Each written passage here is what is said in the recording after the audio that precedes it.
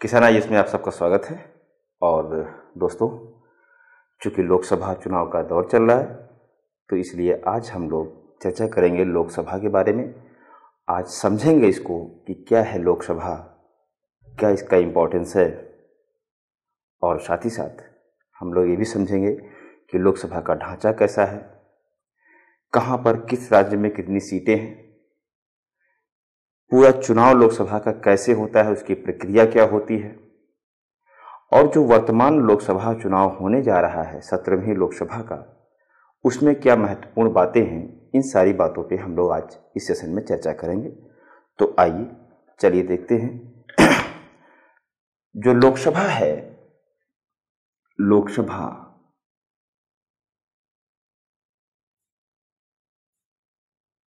इस लोकसभा के बारे में हम लोगों को सबसे पहले देखना होगा कि इसका ढांचा कैसे है, इसका पूरा ढांचा हमारे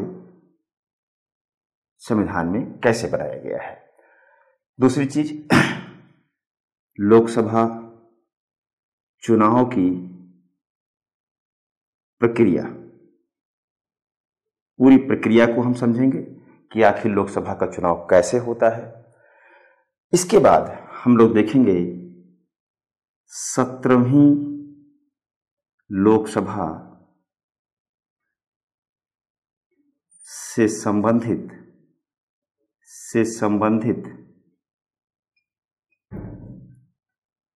प्रमुख तथ्य, इस पर हम लोग बातचीत करेंगे। ठीक है, तो ढांचा इसका कैसा है, चुनाव की प्रक्रिया कैसी है, और 17वीं लोकसभा से संबंधित जो प्रमुख तथ्य होंगे हम लोग आज इस पर बातचीत करने वाले हैं। तो चलिए आइए शुरू करते हैं लोकसभा के बारे में। देखिए, जो लोकसभा का ढांचा है हमारे संविधान में, वास्तव में हमारे यहाँ जो संसद है, सबसे पहले हम समझते हैं संसद क्या है। जो संसद है, इस संसद के 3 अंग हैं। पहला अंग लोकसभा, दूसरा है राज्यसभा, और तीसरा है प्रेसिडेंट, राष्ट्रपति। इन 3 लोगों से मिल करके बनती है संसद। और संसद का काम क्या है, आप लोग जानते होंगे कि संसद का काम होता है देश में कानून बनाना, कोई भी नया नियम बनाना है, विनियम बनाना है, अधिनियम बनाना है, तो ये काम किसका है, संसद का है। चाहे संविधान में संशोधन करना हो तो वो भी काम किसका है, संसद का है। इसी में जो एक है, इसका हिस्सा है लोकसभा, इसी लोकसभा के बारे में आज हम लोग चर्चा करने वाले हैं। आइए देखते हैं। तो लोकसभा के बारे में जान लीजिए कि जो लोकसभा है, इसको वास्तव में हम लोग निम्न सदन भी कहते हैं, निम्न सदन कहते हैं। ठीक है, निम्न सदन कह लीजिए इसकी को, या इसी को प्रथम सदन भी कहा जाता है। प्रथम सदन भी इसको कह दिया जाता है। ठीक है, या इसी को जनता का सदन भी कहा जाता है। ठीक है, तीनों नाम इसको आप जानते रहिएगा। निम्न सदन इसी को कहते हैं, इसी को प्रथम सदन भी कहा जाता है, इसी को जनता का सदन भी कहा जाता है। जैसा कि अगर आप लोग देखिए कि हमारे देश में जो सरकार बनती है, किसी की भी सरकार हो, तो जो ये लोकसभा होती है, इसी लोकसभा में आपको बहुमत हासिल करना पड़ेगा। यानी कि जैसे जो चुनाव होता है, लोकसभा का जो चुनाव होता है, इस चुनाव में एक कोई पार्टी जीतेगी जिसको हम कहेंगे पक्ष, और एक कोई पार्टी हारेगी उसको हम कहेंगे विपक्ष। जो पक्ष होगा ये क्या बनाएगा, सरकार बनाएगा। ये क्या बनाएगा, सरकार बनाएगा। ठीक है ना। तो कहने का मतलब ये है कि इस लोकसभा में जितनी भी सीटें हैं, अभी हम लोग बात करने वाले हैं इस पर, जितनी भी सीटें हैं, इन सीटों में से आधे से एक अधिक संख्या जिसके पास होती है, वही राजनीतिक पार्टी सरकार बनाने का काम करती है, और जो हार जाते हैं वो विपक्ष की भूमिका में बैठते हैं। ठीक है, तो देखिए लोकसभा का महत्व यही है कि जो भी लोकसभा चुनाव जीतता है वही पार्टी सरकार बनाती है। अब देखिए, जो लोकसभा है, इस लोकसभा में मूल संविधान में सीटों की संख्या पर भी बात करेंगे, लेकिन आप देखिए कि जो सीटों की संख्या निर्धारित की गई है वो अधिकतम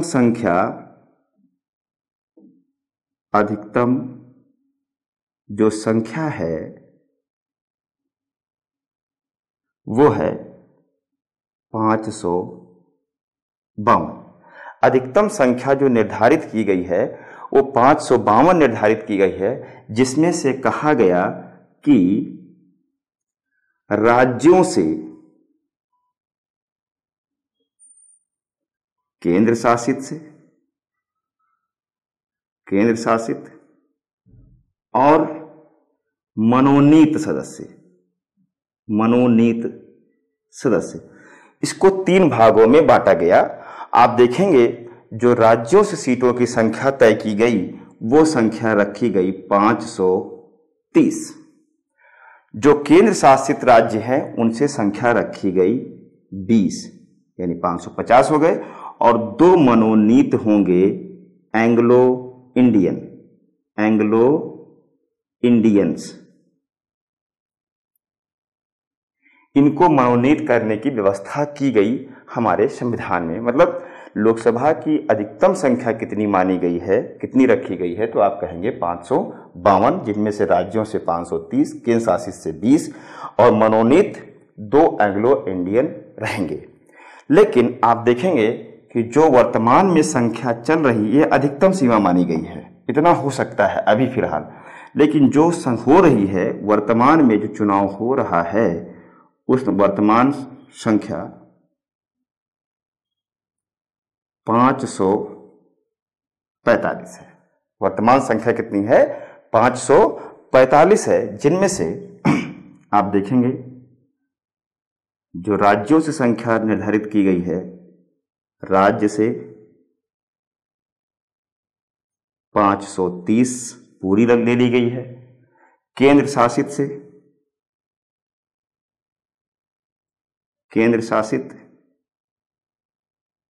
से 13 संख्या है, और जो एंग्लो इंडियन हैं इनकी संख्या 2 है। एंग्लो इंडियन की संख्या 2 रखी गई है, यानी कुल मिलाकर के 543 सीटों पर चुनाव होगा और 2 एंग्लो इंडियन को इसमें मनोनीत कर दिया जाएगा। अब ये प्रश्न उठता है कि वास्तव में एंग्लो इंडियन कौन है? तो एंग्लो इंडियन का मतलब ये होता है कि ऐसे अंग्रेज, हम जानते हैं कि हमारे यहाँ अंग्रेजों का शासन हुआ करता था। जब हमारा देश आज़ाद हुआ तो ऐसे अंग्रेज जो भारत छोड़ करके नहीं गए, यहीं भारत के ही नागरिक बन गए, यहीं पर बस गए, भारत की नागरिकता को ग्रहण कर लिया, तो ऐसे अंग्रेजों को हम कहते हैं एंग्लो इंडियन। अगर ऐसा लगता है राष्ट्रपति की नज़र में कि एंग्लो इंडियंस का कोई भी प्रतिनिधि लोकसभा में नहीं है, उनका रिप्रेजेंटेशन नहीं है, तो मंत्रिपरिषद की सलाह पर राष्ट्रपति 2 एंग्लो इंडियन को सीधे मनोनीत कर सकता है। लेकिन ध्यान यहाँ पर ये रखने की ज़रूरत है कि जो एंग्लो इंडियन का मनोनयन है ये रिजर्वेशन नहीं है, ये आरक्षण नहीं है, मतलब कोई ज़रूरी नहीं है कि 2 करना ही है। राष्ट्रपति को अगर लगता है कि नहीं इनका रिप्रेजेंटेटिव नहीं है तो वो मनोनीत कर सकता है मंत्रिपरिषद की सलाह पर। अब देखिए इस तरह से जो हमने कहा कि 530 जो राज्यों से हैं और केंद्र शासित से 13 हैं, इनकी संख्या जो है किस राज्य में कितनी सीटें हैं आप इसको देख लीजिए। आपके स्क्रीनशॉट पर ये रही लिस्ट, और इस लिस्ट को आप स्क्रीनशॉट ले लीजिएगा, इसको याद कर लीजिएगा। इस प्रकार की ये संख्या है किस राज्यों में कितनी है। जैसे आप देख लीजिए उत्तर प्रदेश में सबसे ज़्यादा है, और केंद्र शासित राज्यों में दिल्ली में सबसे ज़्यादा है 7 सीटें, ठीक है। और बाकी लिस्ट आप लोग याद कर लीजिएगा। अब देखिए आगे बढ़ते हैं, लोकसभा के बारे में कुछ सामान्य बातों को हम लोग देखते हैं, कुछ सामान्य बातों को भी हम लोग देखेंगे। आइए चर्चा करते हैं कुछ इसकी सामान्य बातों को हम देखते हैं। लोकसभा की कुछ सामान्य बातें हैं, जनरल बातें, इसको समझने का प्रयास करते हैं। जैसे देखिए जो मूल संविधान हमारा था उसमें लोकसभा की सीटों की संख्या 500 निर्धारित की गई थी। कितनी? 500। जैसे वर्तमान में 552 है, लेकिन मूल संविधान में 500 संख्या निर्धारित की गई थी और बाद में संविधान में संशोधन करके 552 संख्या कर दी गई। ठीक है। इसके बाद आप देखिए, एक संविधान में संशोधन किया गया, 84वां संशोधन 2001। 84वां संविधान संशोधन 2001 के द्वारा ये निर्धारित किया गया कि 2026 तक लोकसभा की सीटों में कोई भी बदलाव परिवर्तन नहीं किया जाएगा, क्योंकि आप जानते हैं कि जनसंख्या अब स्थिरता की दौर में चल रही है, जनसंख्या बहुत बढ़ नहीं रही है। इसलिए कहा गया कि 2026 तक जो लोकसभा की सीटों की संख्या अधिकतम रहेगी वो 552 ही रहेगी। ये कहा गया 84वां संविधान संशोधन 2001 के द्वारा कहा गया। इसके अलावा आप देखिए कि जो हमारी पहली लोकसभा का गठन हुआ था हमारे देश में, वो हुआ था 17 अप्रैल 1952 को। यानी कि जो पहली लोकसभा आई थी, पहली लोकसभा ये आई थी 17 अप्रैल 1952 को इसका गठन हुआ था। और आप देखेंगे 13 मई 1952 को इसकी पहली बैठक हुई। यानी कि गठन जो हुआ वो हुआ 17 अप्रैल 1952 और पहली बैठक जो इसकी हुई थी वो हुई थी 13 मई 1952 को। 13 मई 1952 को इसकी पहली बैठक हुई। ठीक है। इसके अलावा आप देखेंगे कि लोकसभा का जो कार्यकाल होता है वो 5 साल का होता है। कितने साल का? 5 साल का। कब से? जो पहली बैठक हुई थी 13 मई 1952 को, इसी पहली बैठक से जो कार्यकाल निर्धारित किया गया, यानी यहीं से कार्यकाल माना जाएगा लोकसभा का कितना?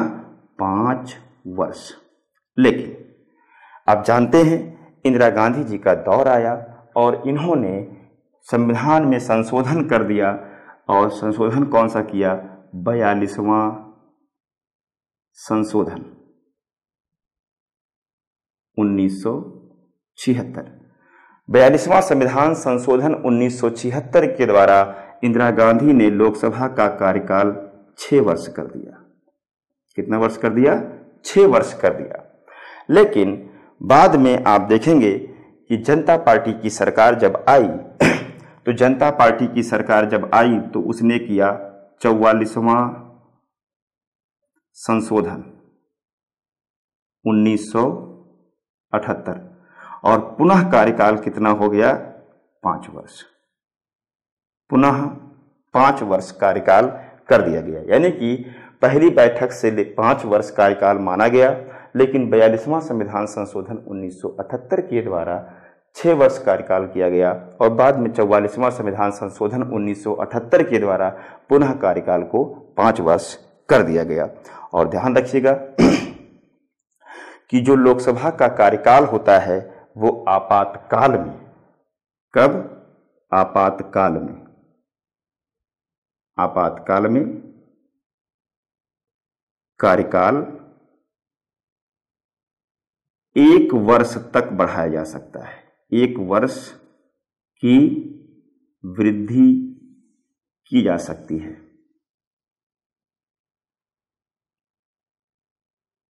ठीक है। 1 वर्ष बढ़ाया जा सकता है लोकसभा का कार्यकाल अगर देश में आपातकाल लगा है। तो अभी तक 5वीं लोकसभा जो थी, कौन सी? 5वीं लोकसभा का कार्यकाल बढ़ाया गया था, जिसको 1971 से लेकर के 1977 तक किया गया था। ठीक है। 1 वर्ष बढ़ाया गया था अब तक जो ये हुआ है। ठीक है। इसके अलावा आप देखेंगे कि लोकसभा के लिए जो क्षेत्र निर्धारित किया गया है उसको एक भौगोलिक या क्षेत्रीय निर्वाचन क्षेत्र बनाया गया है। मूल संविधान में जो था, मूल संविधान में 7.5 लाख आबादी पर 1 मेंबर चुने जाने की प्रक्रिया अपनाई गई थी, लेकिन बाद में इस बात को हटा दिया गया और आप देखेंगे कि दूसरा संविधान संशोधन 1952 किया गया। यानी कौन सा संशोधन हुआ? दूसरा, यानी द्वितीय संशोधन जो हुआ 1952 में, उसके द्वारा यह निर्धारित किया गया कि नहीं, 7.5 लाख आबादी पर नहीं होगा, एक भौगोलिक क्षेत्र का निर्धारण किया जाएगा। ठीक है। इसके अलावा आप देखिए, जो लोकसभा का सदस्य होता है, जो लोकसभा का सदस्य होता है,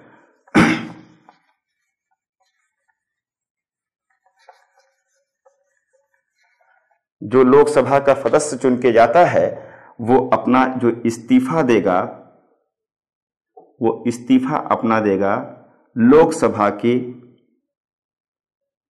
अध्यक्ष को इस्तीफा दे देगा। यानी स्पीकर को, अगर किसी मेंबर को इस्तीफा देना है तो वो स्पीकर को अपना इस्तीफा देगा।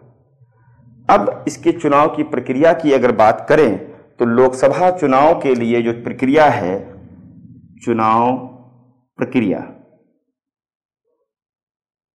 तो यहां पर ये जो सिस्टम बनाया गया है उसको कहते हैं FPPS। ठीक है। फर्स्ट पास्ट दी पोस्ट सिस्टम, फर्स्ट पास्ट दी पोस्ट सिस्टम।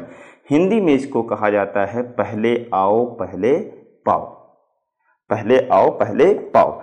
यानी कि यहां पर आप देखिए, हम आपको समझाने का प्रयास करते हैं। जैसे मान लिया किसी लोकसभा सीट में 1000 लोग मतदाता है, यानी मत देने वाले लोग कितने हैं? 1000 मतदाता है। अब मान लिया कि 5 कैंडिडेट खड़े हो गए, 1 2 3 4 और 5। ठीक है। तो वास्तव में मान लिया कि जो एक वाला है इसको मत मिला 200, दूसरे वाले को भी मिल गया 200, तीसरे वाले को भी मिल गया 200, चौथे वाले को 199 मिला और पांचवें वाले को 201 मिल गया। तो इसमें क्या होगा कि जो भी मैक्सिमम वोट पाया है, यानी पांचवें को मिले 201, तो यही क्या होगा? विनर होगा, यही विजयी होगा। इसी को कहते हैं फर्स्ट पास्ट दी पोस्ट सिस्टम। यानी कि वोट तो देने वाले थे 1000, अगर बहुमत की एक्चुअल में बात हम करें तो जिसको 501 मत मिले वही बहुमत में आएगा। लेकिन यहां पर ऐसा नहीं है। यहां पर देखिए सब लगभग बराबर वोट पा रहे हैं, लेकिन जो सबसे आगे आ गया उसी को विजयी माना जाता है। ठीक है। तो लोकसभा का चुनाव जो होता है वो फर्स्ट पास्ट दी पोस्ट सिस्टम के आधार पर होता है। अब देखिए, अगर मान लिया कि लोकसभा चुनाव के दौरान कोई विवाद हो गया, मतगणना को लेकर के कोई भी मामला हो गया, किसी भी सीट पर हो सकता है, तो अगर कोई विवाद होता है तो सबसे पहले मामला हाईकोर्ट जाएगा। यानी कि चुनाव विवाद होने पर पहले मामला जाएगा हाई कोर्ट में, और हाई कोर्ट के बाद, यानी पहले मामला तो आपको हाई कोर्ट में ले जाना पड़ेगा। हाई कोर्ट जाने के बाद में सुप्रीम कोर्ट भी मामला जा सकता है। और ध्यान रखिएगा कि कोई एक व्यक्ति मैक्सिमम 2 स्थानों से चुनाव लड़ सकता है। कितने स्थान से? 2 स्थान से चुनाव लड़ सकता है। कोई भी एक व्यक्ति 2 स्थानों से चुनाव लड़ सकता है। ठीक है। आगे देखिए कि जैसे आप जानते हैं कि हमारे यहाँ जो राजनीतिक पार्टियां होती हैं उसमें कुछ राष्ट्रीय पार्टी होती हैं, कुछ क्षेत्रीय पार्टी होती हैं। हम इस पे चर्चा बाद में किसी दिन और कर लेंगे, किसी और सेशन में कर लेंगे कि क्षेत्रीय पार्टी किसको कहते हैं, कौन सी राष्ट्रीय पार्टी होती हैं। तो ध्यान रखिएगा कि जैसे कोई भी प्रत्याशी चुनाव अगर लड़ रहा है, ठीक है, और वो क्षेत्रीय पार्टी हो या राष्ट्रीय पार्टी हो, ठीक है, क्षेत्रीय पार्टी या राष्ट्रीय पार्टी का अगर प्रत्याशी है, अगर इसका प्रत्याशी है तो इस प्रत्याशी को एक प्रस्तावक की जरूरत है। एक प्रस्तावक की जरूरत है, यानी एक प्रस्तावक होना चाहिए जो मतदाता हो वहां का, वो आपके नाम का प्रस्ताव करेगा। लेकिन अगर मान लिया कि पार्टी क्षेत्रीय राष्ट्रीय नहीं है, अगर वो निर्दल है, निर्दल प्रत्याशी अगर है, तो उसको 10 प्रस्तावक की जरूरत पड़ेगी। अगर वो निर्दलीय प्रत्याशी है तो उसको 10 प्रस्तावक की जरूरत पड़ेगी, तभी वो चुनाव लड़ सकता है। और ध्यान रखिएगा कि जो चुनाव में खर्चे की बात है, उस खर्चे में आप देखिए, इस खर्चे में आप देखिए जो चुनाव खर्च है, चुनाव खर्च में जो बड़े राज्य हैं, बड़े राज्यों में 70 लाख एक प्रत्याशी खर्च कर सकता है, 70 लाख खर्च कर सकता है। और जो छोटे राज्य हैं, छोटे राज्य, वहां पर 54 लाख खर्च कर सकते हैं। यही आपकी व्यय की सीमा है, इससे ज्यादा पैसा आप खर्च नहीं कर सकते। ठीक है। इसके अलावा आप देखेंगे कि जो लोकसभा का चुनाव होता है, अब थोड़ा सा हम इस प्रक्रिया पे बात कर लेते हैं और फिर हम आएंगे थोड़ा सा और कुछ जो बात होती है उसको हम देखेंगे। आइए बात कर लेते हैं थोड़ा चुनाव की प्रक्रिया की। तो इसको हम पूरा मिटा दे रहे हैं, आप लोग सब नोट करते रहिएगा।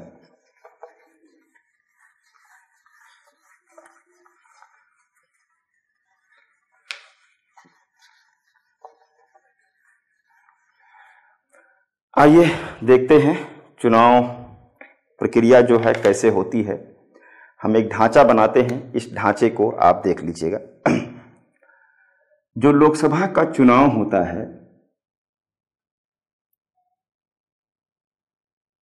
ठीक है, इस चुनाव को संपन्न कराने का काम करता है भारत का निर्वाचन आयोग, यानी कि इलेक्शन, हम शार्ट में लिख दे रहे हैं इलेक्शन कमीशन, यानी निर्वाचन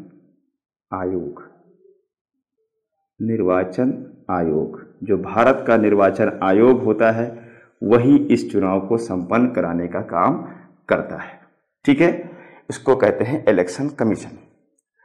इसके नीचे एक होता है CEC,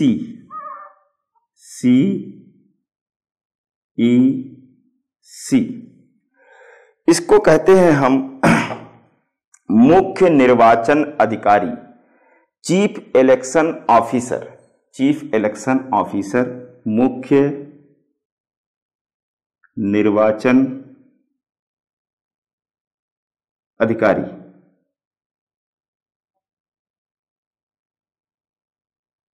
चीफ इलेक्शन ऑफिसर जो होता है, ध्यान रखिएगा, ये प्रत्येक राज्य में एक होता है, प्रत्येक राज्य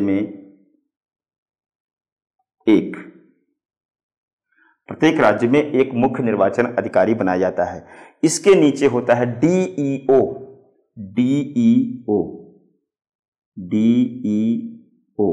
डिस्ट्रिक्ट इलेक्शन ऑफिसर, यानी कि जिला निर्वाचन अधिकारी,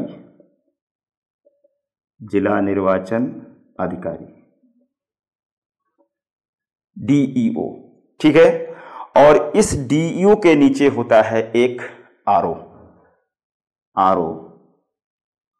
जिसको हम कहते हैं रिटर्निंग ऑफिसर, निर्वाचन अधिकारी। ध्यान रखिएगा कि ये तीनों इलेक्शन कमीशन से जुड़े होते हैं।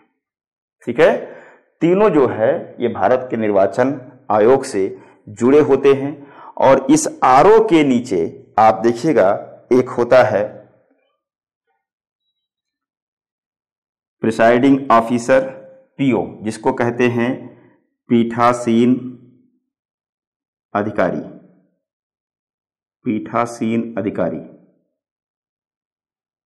ठीक है, ये एक बूथ पर एक होता है। जैसे आप देखते हैं एक बूथ जो लाइन लगती है, एक रो होती है, तो एक बूथ जो एक पोलिंग स्टेशन होता है उस पर एक होता है, यानी एक बूथ पर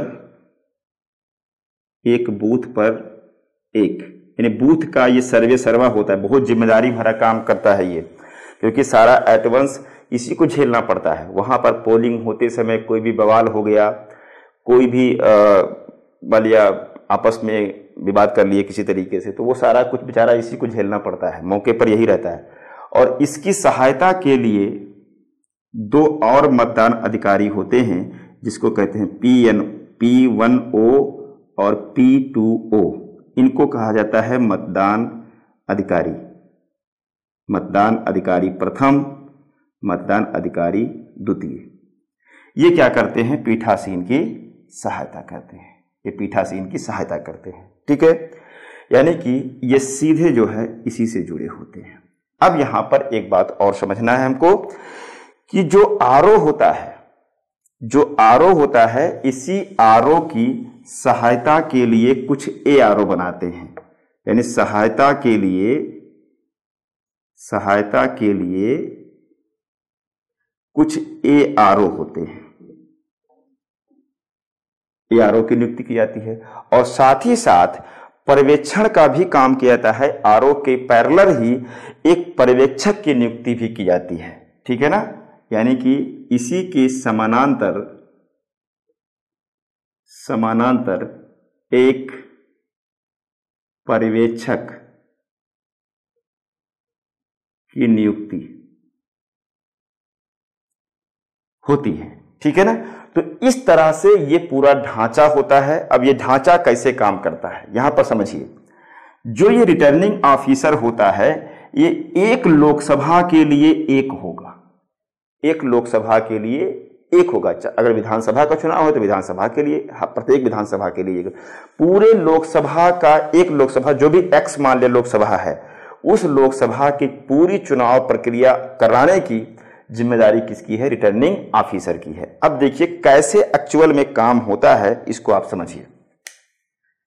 वास्तव में होता क्या है, इसको हम आपको थोड़ा सा व्यवहारिक बताने का प्रयास करते हैं। होता क्या है कि हम सीधे इसी को ले लेते हैं, क्योंकि हमने कहा कि एक लोकसभा के लिए एक आरओ होगा, तो आरओ के नीचे, इसे ये आरओ हो गया, आरओ के नीचे होगा ए आरओ, इसकी सहायता के लिए। इस एआरओ के नीचे होते हैं जोनल मजिस्ट्रेट बनाए जाते हैं। जोनल मजिस्ट्रेट के नीचे होता है सेक्टर मजिस्ट्रेट, और सेक्टर मजिस्ट्रेट के नीचे होता है प्रिसाइडिंग ऑफिसर, ये वाला। यानी कि इन्हीं लोग जो मिल करके, और जो इनकी सहायता के लिए 2 लोग ये हैं, P1O और P2O, ये पूरा ढांचा काम करता है एक लोकसभा चुनाव कराने की। जैसे देखिए होता क्या है कि जो पीओ होता है वो एक बूथ का होता है। ये क्या होता है? एक बूथ। जो पीठासीन अधिकारी है तो ये एक बूथ का होगा। अब जो सेक्टर मजिस्ट्रेट है ये करीब 10-12 मान लीजिए, 15-20 भी हो सकता है, मैक्सिमम 15-20। तो ये 15 से 20 बूथ पर एक होता है। ये अपना गाड़ी लेके घूमता रहेगा। 15-20 बूथ पर कौन होगा? एक सेक्टर मजिस्ट्रेट होगा। और आप देखिएगा कि 8 से 10 सेक्टर मजिस्ट्रेट पर एक क्या होगा? जोनल मजिस्ट्रेट होगा। ठीक है, और जोनल मजिस्ट्रेट के ऊपर एआरओ होगा और एआरओ के ऊपर आरओ होगा। यानी इस चुनाव प्रक्रिया में सबसे इंपॉर्टेंट जो पद होता है वो होता है रिटर्निंग ऑफिसर का। ठीक है, इतनी बात समझ में आई। अब देखिए थोड़ा सा हम रिटर्निंग ऑफिसर का काम समझ लेते हैं कि इसका क्या क्या काम है, कैसे इंपॉर्टेंस रखता है लोकसभा चुनाव में। देखिए पूरे लोकसभा चुनाव का संचालन करना, मतलब एक लोकसभा की बात मैं कर रहा हूं, चुनाव का संचालन करने का काम होता है आरओ का। ठीक है, निर्वाचन अधिकारी का। दूसरा काम, जो नामांकन होता है, जिस प्रत्याशी को लड़ना होता है वो अपना नॉमिनेशन करता है, तो जो नामांकन पत्र होता है उस नामांकन पत्र को स्वीकार करने का काम भी कौन करता है? आरओ करता है। ये नामांकन पत्र को ये स्वीकार करेगा। इसके अलावा आप देखेंगे कि जो भी बाद में काउंटिंग होती है, वोटों की मतगणना होती है, ये मतगणना भी कराने का काम कौन करता है? रिटर्निंग ऑफिसर ही करता है। इसके अलावा चुनाव जब कोई जीत जाता है तो उसका सर्टिफिकेट, इसके अलावा चुनाव जीतने का प्रमाण पत्र जो देता है वो भी काम है किसका? रिटर्निंग ऑफिसर का। वही चुनाव प्रमाण पत्र भी देता है। इसके अलावा आप जानते हैं नामांकन पत्र की जांच के बाद 2 दिन का समय मिलता है नाम वापसी के लिए। जिसको नहीं लड़ना है वो अपना नाम वापस कर ले सकता है 2 दिन के भीतर। और 14 दिन का समय मिलता है चुनाव के प्रचार करने के लिए। और चुनाव होने से 36 घंटे पहले चुनाव प्रचार समाप्त हो जाना चाहिए।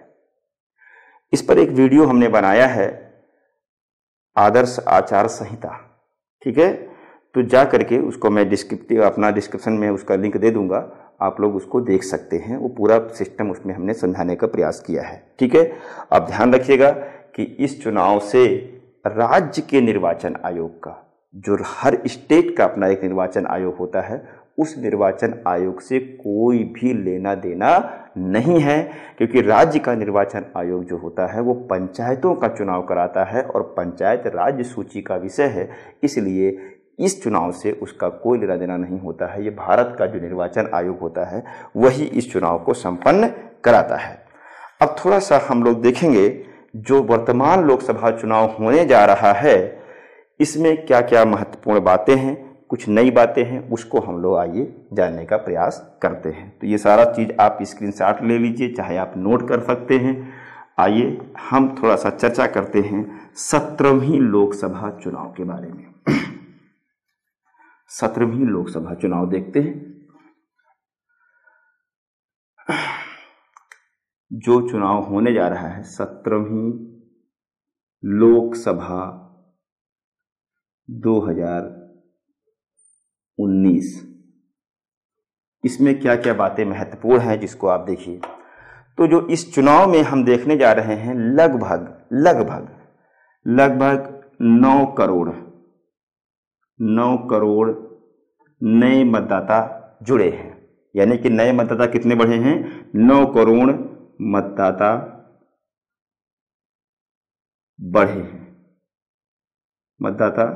बढ़े हैं, सीधे लिख दीजिए बढ़े। 9 करोड़ मतदाता बढ़े हैं। इसमें करीब 90 करोड़ मतदाता इसमें वोट डालेंगे। यानी कि कितने मतदाता हैं? 90 करोड़ मतदाता इस चुनाव में हैं। 17वीं लोकसभा में 90 करोड़ मतदाता हैं। 18 से 19 वर्ष के जो बच्चे हैं जो पहली बार अपना मत देने जा रहे हैं वो लगभग 1.5 करोड़ हैं। यानी कि 18 से 19 वर्ष के मतदाता लगभग 1.5 करोड़। बहुत डिसाइडिंग होता है ये, ठीक है ना। 1.5 करोड़ के आसपास ये मतदाता होंगे। इसके अलावा निर्वाचन आयोग ने एक नंबर जारी किया है 1590। इस नंबर पर आप अपना नाम चेक कर सकते हैं।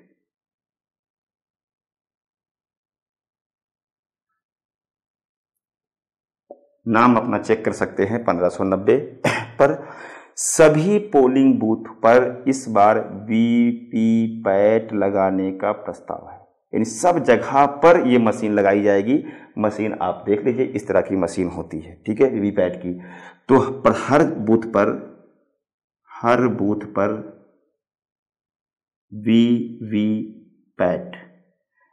वीवीपैट क्या होता है? इसका फुल फॉर्म समझिए। वीवीपैट का मतलब होता है voter verified paper audit trail. मतलब आप जिस भी पार्टी को चुनाव जो आप मत करेंगे किसी पार्टी को, तो उसकी एक पर्ची आपको बाहर निकलेगी, ठीक है। और वो पर्ची इस बार आप अपने घर भी लेके जा सकते हैं। पहले क्या होता था कि कुछ बूथों पर लगाया जाता था ये मशीन और पर्ची उसी में गिर जाती थी, पर्ची किसी को मिलती नहीं थी। लेकिन इस बार आपके पास ये प्रमाण होगा कि हमने इस पार्टी को वोट किया है, वो पर्ची आप अपने घर लेके जा सकते हैं।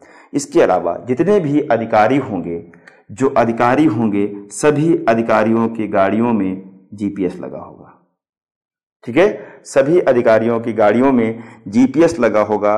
और साथ ही साथ इसमें एक बात और नई जुड़ी है कि सभी ईवीएम पर, जो इलेक्ट्रॉनिक वोटिंग मशीन है, ईवीएम पर प्रत्याशी की फोटो भी होगी, प्रत्याशी की फोटो भी लगी होगी। मतलब चुनाव निशान तो रहेगा ही रहेगा, साथ ही साथ प्रत्याशी की फोटो भी लगी रहेगी कि आप आसानी से उसको पहचान सकें कि हमें किसको वोट देना है। इसके अलावा और क्या किया गया है कि अगर कोई शिकायत है, अगर किसी को कुछ शिकायत किया है, यानी कि चुनाव होते समय अगर कोई शिकायत होती है तो निर्वाचन आयोग उसका 100 मिनट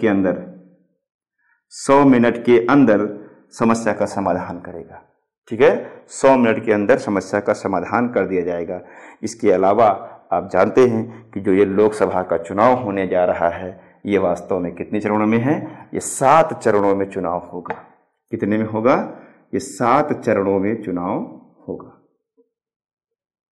7 चरणों में चुनाव होगा, जिनमें से आप देखिए पहला, दूसरा, तीसरा, चौथा, पांचवा, छठा और सातवां, ये 7 चरण होंगे, जिसमें से पहला चरण होगा 11 अप्रैल को पहला चरण होगा। दूसरा चरण होगा 18 अप्रैल को। ठीक है, तीसरा चरण जो होगा वो 23 अप्रैल को होगा, 23 अप्रैल। चौथा चरण जो होगा वो 29 अप्रैल को होगा। पांचवा चरण जो होगा वो 6 मई को। छठा चरण 12 मई को। ठीक है, और जो सातवां चरण होगा वो 19 मई को होगा। 19 मई को होगा, और जो मतगणना होगी वो होगी 23 मई को मतगणना होगी। ठीक है, मतगणना 23 मई को होगी, और उसी दिन ये पता चलेगा कि कौन सी पार्टी चुनाव जीत रही है। अब ध्यान रखने वाली बात थोड़ा सा ये भी है, कुछ 1-2 बातें और हैं जो हम आपको बता दे रहे हैं, मान लिया परीक्षा में कभी भी पूछ सकता है। थोड़ा सा परिसीमन की कुछ बातें हैं जिसको आप देख लीजिए कि जो लोकसभा सीटें हैं इसमें जो आरक्षित सीटें हैं वो आरक्षित सीटें हैं एससी के लिए 84, एससी के लिए कितनी हैं? 84, और जो एसटी के लिए आरक्षित सीटें हैं वो हैं 47, एसटी के लिए 47। ठीक है, जो एससी के लिए सर्वाधिक सीटें हैं वो हैं उत्तर प्रदेश में। सर्वाधिक सीटें कहां पर हैं? उत्तर प्रदेश में। और जो एसटी के लिए सर्वाधिक सीटें हैं वो हैं मध्य प्रदेश में। ठीक है ना, इन तथ्यों को भी आप ध्यान में रखिएगा। ठीक है, आशा करता हूं कि वीडियो आपको पसंद आया होगा। ज़्यादा से ज़्यादा लोगों तक पहुंचाइए, इसको शेयर करिए, लाइक करिए, और अपने सुझाव भी कमेंट बॉक्स में आप जरूर दीजिए। मिलते हैं अगले सेशन में। Thank you.